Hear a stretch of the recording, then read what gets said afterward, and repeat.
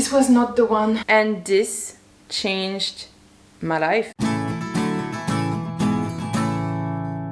Hello, hello, hello. I am at the start of the month, but you are at the end of June, and I hope the month of June went well for everyone. What I'm doing today... Hi, I'm Noémie. I'm a student in costume making. You probably know that if you're around here. It's the monthly vlog. I'm so happy to have you here. I have spent an hour and a half this morning unpicking the sleeves on Francesca's all-in shirt. If you have missed this debacle, I made a shirt and the sleeve shrunk after I have finished the shirt. So I have unpicked the sleeves on the shirt and I have remade sleeves, and now I just need to attach the sleeves in the armholes. As you can see, they're all pinned, so I just need to sew the two sleeves. My sister called me, so while I was chatting with her, I was pinning away, and now I'm ready to sew, so I'm going to do that. I had fixed my Cameron shirt, so this one just needed a part of the hem redone, and I had done it, but I had been pretty lazy and I had put the right thread on the top thread, but for the bobbin I was like, oh, that other blue is close enough and it'll be fine. Reader, it wasn't fine. You could really see, you could see, and I was like, how long is it going to actually take to put a tiny bit of thread in a bobbin and to do it properly? Not so long. So I unpicked it, I repinned it. I'm going to put a little bit of thread on a bobbin and hem those 10 centimeters, and then I'll be feeling a lot happier about myself. On the chatting list today, I have someone who told me I should go and check out the new design from So Liberated and how adaptive that dress is. So I just went and have a look, and I'm sharing that with you guys. I have never used anything from So Liberated. I'm very curious to one day try something. And the dress we were talking about, the person and I, was the Amber dress, which has a drawstring going along here and that you can tie in knots at the side. It's super pretty and super adjustable indeed. It's a little bit similar to a style where you would have an elastic. The drawstrings allow you to, fluctuate with your body, so it's actually quite nice. It looks like it would also actually be quite a good maternity dress. Maybe not all the way in, I don't know exactly how much space you have in a dress, but definitely start of a maternity dress definitely looks like a good one, because it looks like the waistline is high enough to be comfortable as a maternity dress. And that's not at all one I talked about with this viewer, but actually there's also the petrichor pinafore from So Liberated.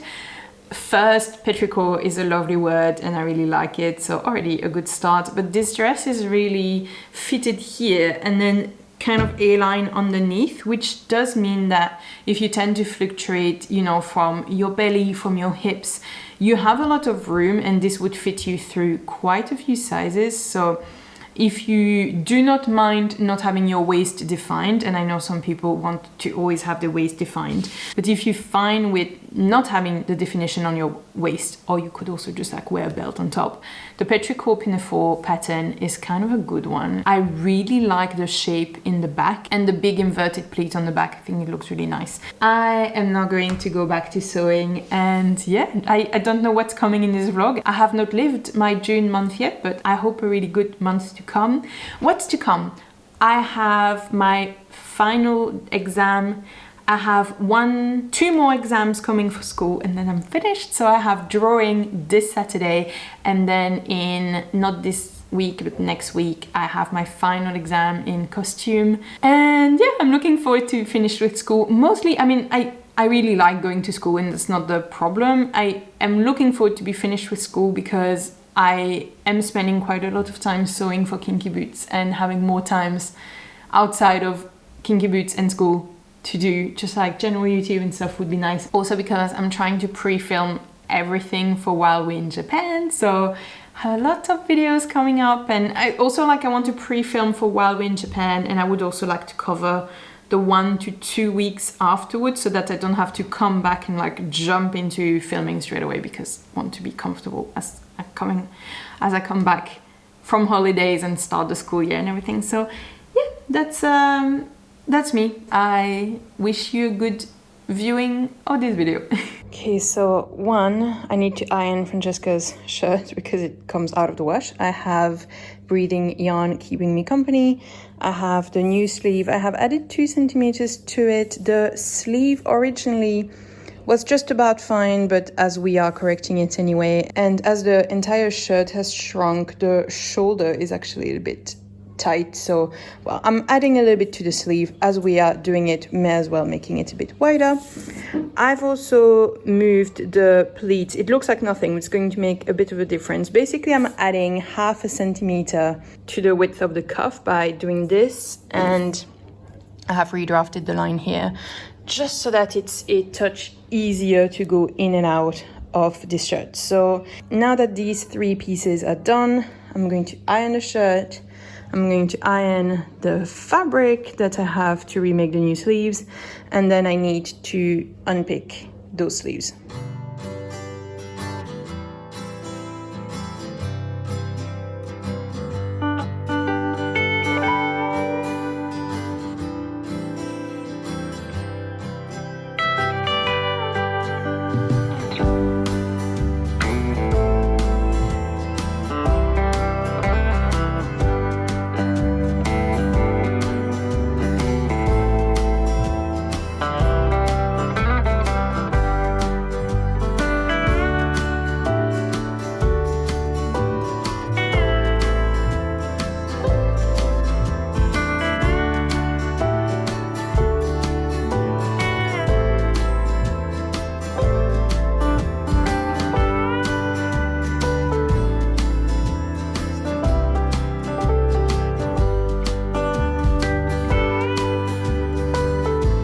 Hello, I am feeling chatty. I need a break from my sewing, and Francesca's at choir. Milo's sleeping and doesn't want me talking to him, so I thought I'll talk to you. Whether you want it or not, I'll talk to you guys because, well, I have no one else today. Oh, that sounds very dramatic. It's not so dramatic. What do I want to chat about? I think I have notes. I'll look, I tend to write throughout the month little notes of what I want to talk about. It's Sunday.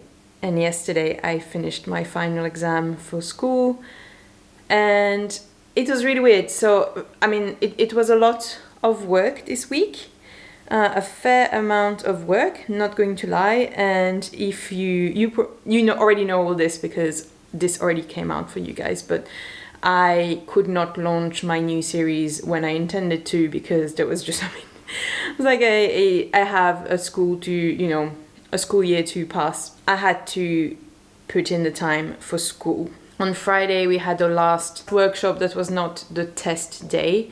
Last workshop, and then we had stuff to do, and I sewed until 11 p.m. on Friday.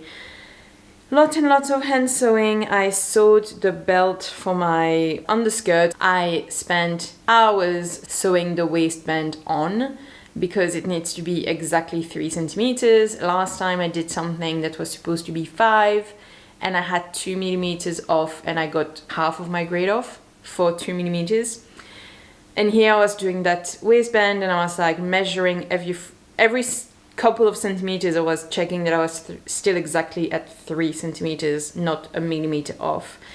And then I was like, I'm going to be here all night if I don't go a bit faster. So I am not to the millimeters. There is 2 millimeters up and down, and yeah, at some point I was just like, I need to finish. So Saturday morning I woke up and I really felt light, and like I was like, this is the end, like this is school year is over. Like I was feeling really like I gave birth, I was like this is done. And then we had the actual workshop, which was our exam day. And like, it's not an exam day, like, you sit down and you say what you've memorized or anything. It was more like we had to do the finishing touches on our underskirt, and we received the information only on that day, so you couldn't like do it in advance. And so I did that, and I was stitching at halfway point. I'll show you because I did very nice blanket stitches, and I actually rewatched my own tutorial to remember how to do it properly. So I was quite proud with myself, and at some point I started doing it wrong, and my brain was really fried, and I was like, why are they all ugly now? And yeah, and then I realized I actually was doing them the wrong way around. In any case, I had time to from that point on, I finished all of them using the proper way and they were pretty again. And I also had time to redo all of the ones I had done wrong. So hopefully that's all right and everything. But yeah, and then after that, I was going to a concert with my mom and Francesca, and it was such a romantic moment because I had been listening to Anne of Avonlea, but like not Anne of Avonlea. I was actually, wait, which one is it? Anne of the Island. I was listening to the third book of Anne of Green Gables while I was in the workshop. That's generally what I was listening to when I needed to focus and not hear everyone speak around me. And I had just reached the end of the book but not listened to the end in the workshop. I didn't listen to anything while it was the exam. And so I went to that concert straight from my exam and I was listening to Anne of the Island. And it was a moment where she finishes Redmond and finishes her BA and is done with school and everything. And I was like, oh my God, like I just felt like Anne and I were on the same vibe at the same moment. And I don't know, that felt very special. And I don't know, I was listening to this and felt very romantic and it was really nice. The show we went to see was about Molière, which is a French playwright from the 17th century. And it was called the Urban Opera. And I was telling Fran, I was like, the fact that they call it urban, I wonder if we're going to feel the influence of Hamilton on this. Because French musicals, you don't have as many as you have in English, where there's always a million going on at the same time on Broadway and on the West End.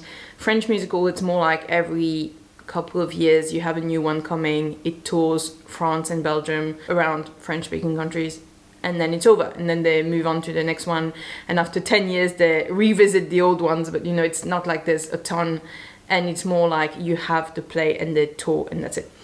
And I was like, I wonder if now we're going to feel the influence of Hamilton because they call it an urban opera. And Francesca was like, no, I don't think so. The few songs I've heard, it sounds like every French musical, which is true. Like, many of the songs sound exactly like every French musical you've ever heard. But the first, I'll put a photo of the set because I was like, sorry, but this is the set of Hamilton with the stairs and the balcony things and the fact that it's all wood. I was like, this is exactly the set of Hamilton. And literally the first song was, I mean, I'm doing a parody of it, but it kind of was, what's my name? I'm Molière. I was just like, I was like, they took Hamilton, they made it a French playwright, Molière, and that was done. Definitely not my favorite French musical, but I did like all the acrobatics and all the impressive things. And if I had to redo my life, I mean, it was already my dream when I was young. And yeah, if I had to redo my life, I'd be a dancer in a musical. Obviously, this is not my life, but if I could, you know, if you could be reborn with all the talent you want and everything, like, this is definitely what I would do. Okay, another random thing I want to talk about. Francesca is such a woman. I mean, she carried this week 2 tons of earth on a road. So we have a common garden in our building, and she's part of the garden committee because she, I mean, as you got by her saying that the garden is her favorite thing every single month, she really likes gardening. I mean, she really likes gardening and being in the garden and whatnot. And she is part of the garden committee, and she was in charge of the, how do you say that, gardening beds, raised beds that we would have in the common garden. And we had the beds being delivered, and then a few days after there was the earth being delivered for putting in the beds. But it was coming on a random Tuesday and no one was available to help. And so she just went with her wheelbarrow. So they couldn't, I mean, they just delivered 2 tons of earth in a bag on the street. And so she was like, well, it can't stay on the street, like it's illegal to just take space on the pavement.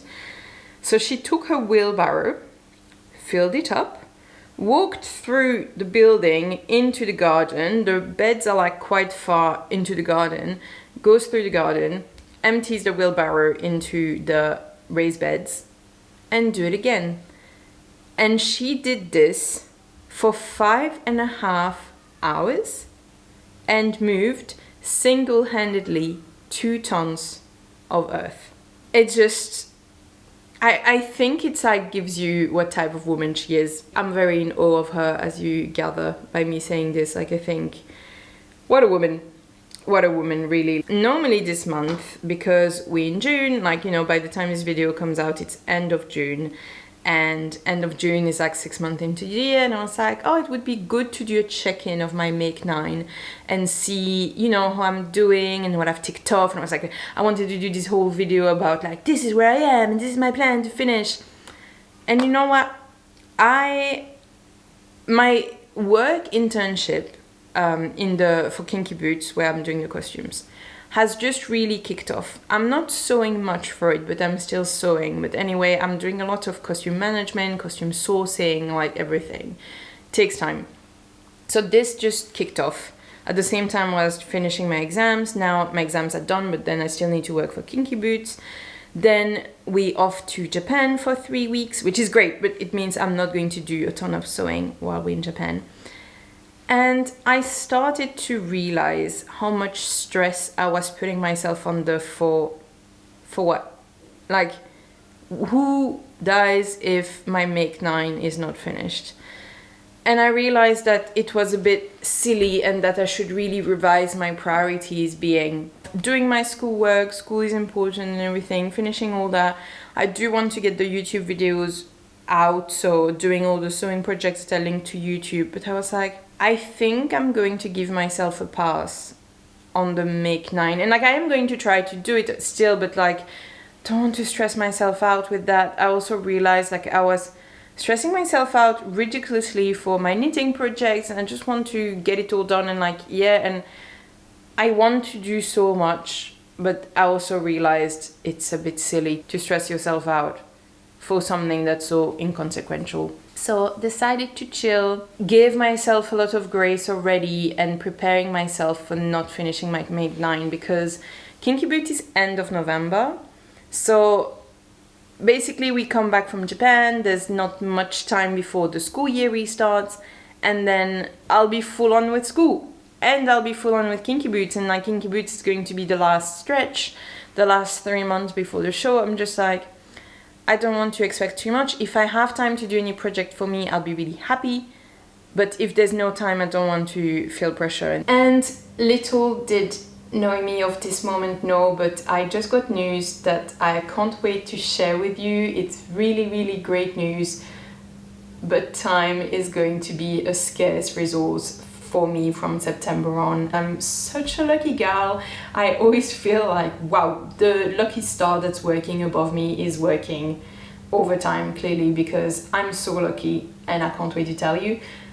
But it also means that I now, like, I felt like, oh, September's going to be busy, it's going to be a lot. Now I'm like, yeah, everything from my Make 9, I'm definitely just getting, you know, it's not even remotely possible anymore. I'm just totally freeing myself from that expectation, because otherwise it's just going to make me super stressed and super sad. So in a sense it's kind of freed me, because beforehand it was like, oh, if I really like squeeze it in, there's going to be the time.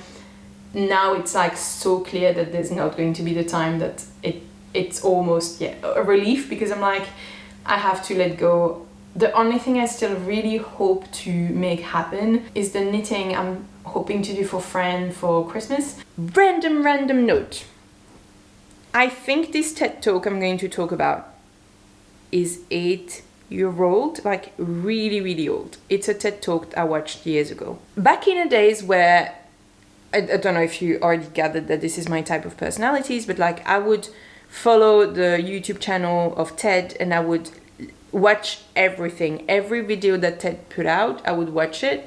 And in the end it became so overwhelming for me, because I couldn't not watch one. I ended up unsubscribing because I was like, I can't keep up. It's so crazy. Like sometimes my brain will... In any case, that was back in the days where I was obsessively watching TED videos and watching all of them. And there was this video that I will put in the description about having better conversations. And this changed my life, no joke. Like the way I speak since watching that video has changed, and not the way I speak, but the way I have conversations. And every time I do something that is mentioned in a video, I realize it and I'm like, oh, I should do better. And that was such a good TED Talk in my life, and even 8 years later I recommend it to people. I don't know how it came back in my head this month, but I was like, I actually want to recommend it to you guys because I think it's a great TED Talk to be a better human being in general.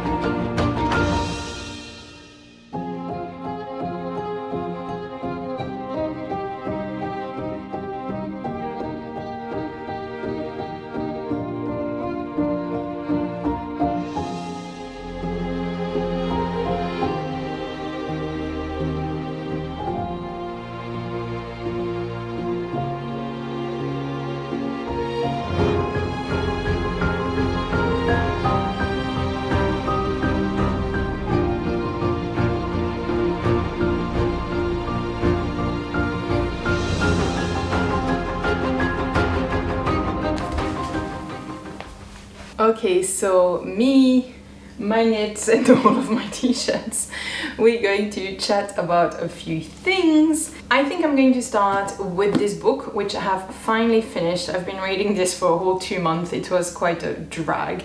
So if you are interested in fabric books, this was not the one for me. This is Fabric, the Hidden History of the Material World by Victoria Finlay, and I had read earlier this year Worn, and I liked Worn so much better. This, my two main gripes with this book is that the author is putting herself a lot into it. For me, it's not what I wanted to read about. It was a lot about her experience in the research and everything, and her parents and the passing away of her parents are heavily intertwined in the whole book, which is very touching and everything. But again, I am here to read about fabric and not about grief and the passing of your parents, even though I can understand that it was, you know, very sad and everything. I can understand that. But for me, this is not the place. And so for that, and having read Worn so shortly beforehand, I can really compare them. And I was like, Worn, I loved it so much. I wanted to restart reading it the minute I finished it. This one, I was like, thank God this is over. I really wanted to finish it because I wanted to have finished it, but honestly, did not really enjoy it. There was 2 chapters. The last one on synthetics materials I liked a bit better, and I believe the one, I couldn't tell anymore. There was one where she was more removed and it was more academic-y, and I liked the one in the middle. There was one chapter in the middle I enjoyed as well, but most of the book I was complaining a lot about it to Francesca while I was reading it, and yeah, sadly this was really not the one for me. So if you are interested in reading a fabric book, I would go for Worn all the way. I think what I was mostly bothered by is that the title is Fabric, a Hidden History of the Material World, and not Fabric, My Journey Through the Material World. And if it had been my journey, my exploration, an exploration, fine, but this is a history. And for me, if you say that, it sounds like I'm going to have something more like a history book, and this was not the case. And additionally to everything I mentioned, I also didn't really love the structure of the chapter orders. I think as someone who's really passionate about fabric, the chapter order in Worn made a lot more sense than here, where I didn't really understand why we went from one to the next and why the order was the order it was. So not a winner for me, sorry. And actually, while I'm talking about books, I quickly want to mention this one, which I'm currently reading again. I read it once in 2017. By the way, can you see the Milo? Yes, it's just there. Obviously we have a Milo. I read this already in 2017. It's What I Talk About When I Talk About Running by Haruki Murakami. And honestly, so he's a writer who writes fiction books, but this is a memoir about his running. And honestly, it's just so motivating. Like, I'm not a writer runner, but it's just, you read this and it kind of like repumps you to run.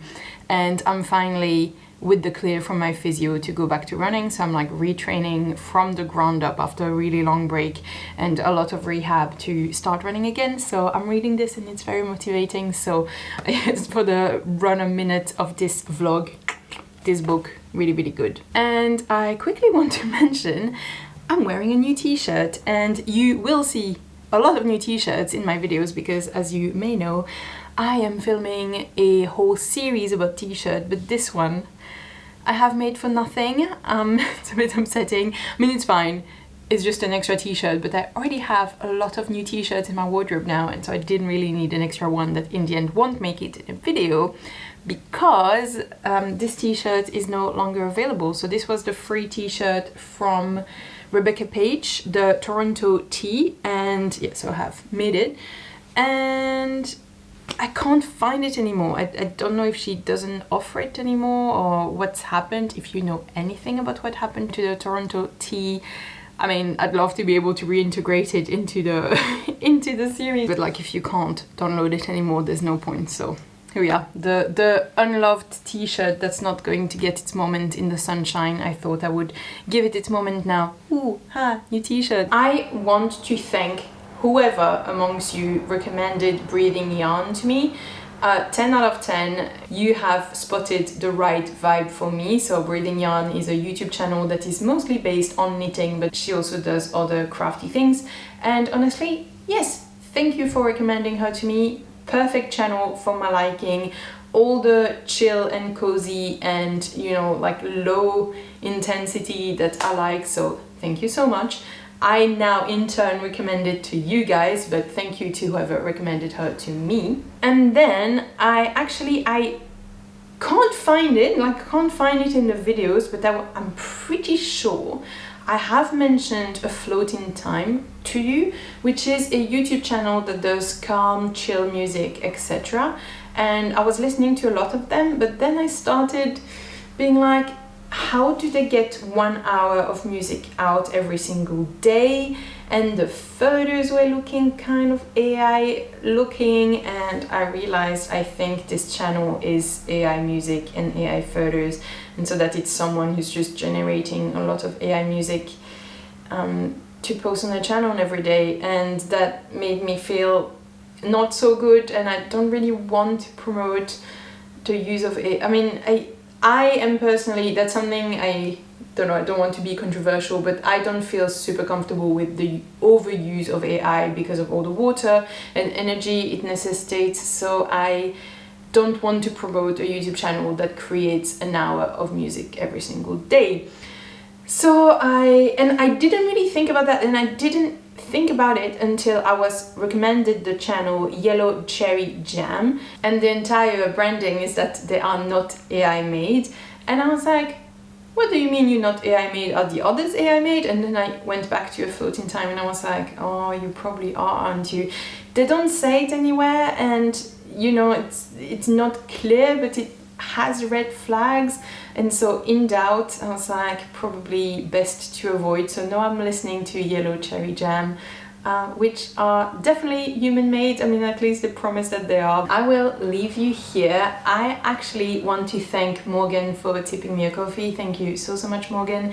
And actually, I believe because on the same day I got that coffee tipped, I also saw a photo on Instagram from a Morgan, so I will assume that this is the same person. And look at the beautiful project bag Morgan has done. I absolutely love it. I really also want to make myself an extra project bag. Don't know if I will have time, but what a beautiful job. So well done, Morgan. Congratulations on your beautiful bag, and thank you so much for the coffee. And don't forget to like, subscribe, all of the things. It's always very helpful. I'll see you in the next one. Bye!